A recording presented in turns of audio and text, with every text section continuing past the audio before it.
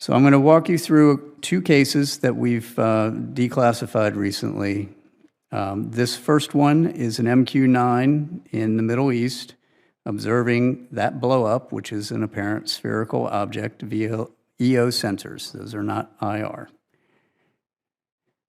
If you want to go ahead and click that and play it, you'll see it come through the top of the screen. There it goes, and then the camera will slew to follow it. You'll see it pop in and out of the field of view there. This is essentially all of the data we have associated with this event from some years ago. It is going to be virtually impossible to fully identify that just based off of that video. Now, what we can do and what we are doing is keeping that as part of that group of 52% to see what are the similarities, what are the trends across all of these, do we see these in a particular distribution, do they all behave the same or not? As we get more data, we will be able to go back and look at these in a fuller context. How are we going to get more data?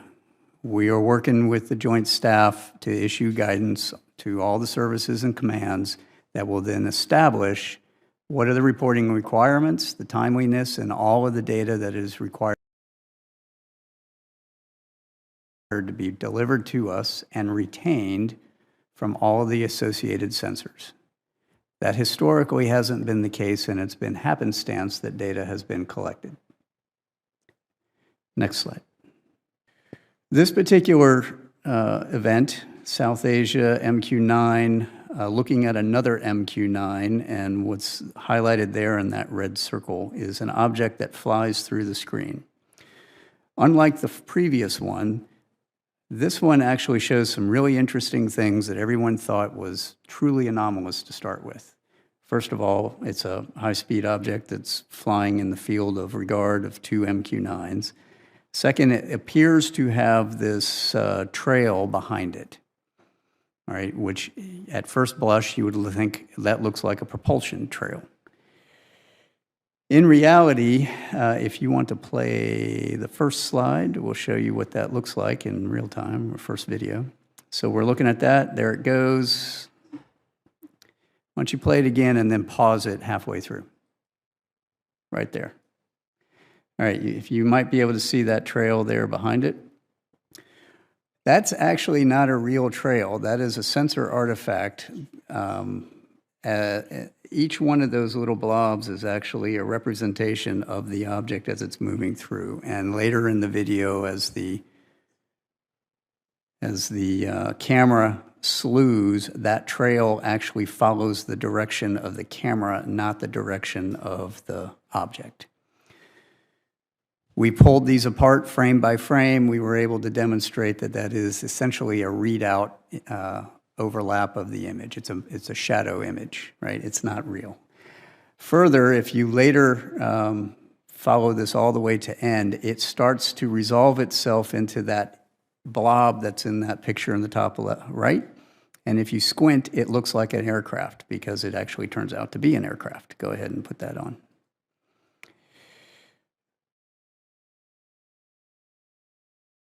So you'll see the tail sort of pop out there. And so what you're looking at is, this is in the infrared, this is the heat signature off of the engines of a commuter aircraft that happened to be flying in the vicinity of where those two MQ-9s were at. Why am I showing you this? So the first one that I showed you, we don't have resolved yet, right? That is an unresolved case we are still studying. This one we can resolve. But this is the kind of data that we have to work with and the type of analysis that we have to do, which can be quite extensive when you have to pull these apart frame by frame. Further, we're now matching all of this with the models of all of those imaging sensors so that I can say, I can recreate this. I can actually show how the sensor is going to respond. All of these sensors don't necessarily respond the way you think they do, especially out in the world and in the field. And I believe that's all I have, and I will open it up for your questions.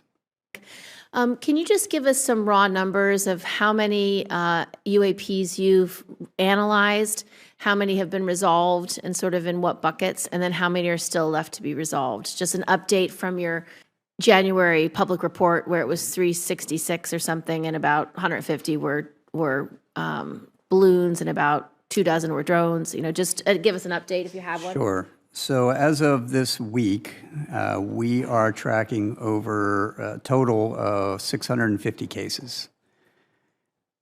Now, the report in January basically said about half of the ones at that time, about 150, were likely balloon-like or something like that. Mm-hmm.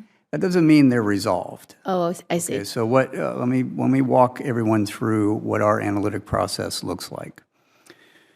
We have essentially a 5-step process, right? So we get our cases in with all the data. We create a case for that event. My team does a preliminary scrub of all of those cases as they come in, just to sort out, do we have any information that says this is in one of those likely categories? It's likely a balloon, it's likely a bird, it's likely some other object, or we don't know. Then we prioritize those based off of where they are. Are they attached to a national security area? Does it show some anomalous phenomenology that is of interest? If it's just a spherical thing that's floating around with the wind and it has no payload on it, that's going to be less important than something that has a payload on it, which will be less important than something that's maneuvering, right? So there's sort of a hierarchy of just binning the priorities because we can't do all of them at once. Once we do that and we prioritize them, when we take that package of data in that case, and I have set up 2 teams, think of this as a red team, blue team, or a competitive analysis. I have an intelligence community team made up of intelligence analysts, and I have an S&T team made up of scientists and engineers and the people that actually build a lot of these sensors, or physicists, because if you're a physicist, you can do anything, right?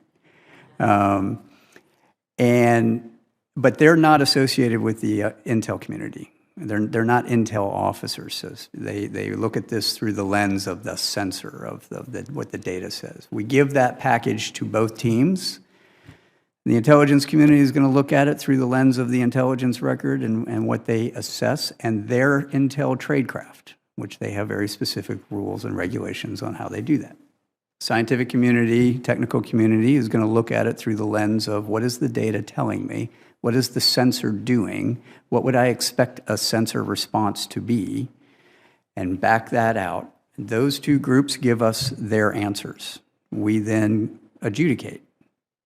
If they agree, then I am more likely to close that case if they agree on what it is. If they disagree, we will have an adjudication.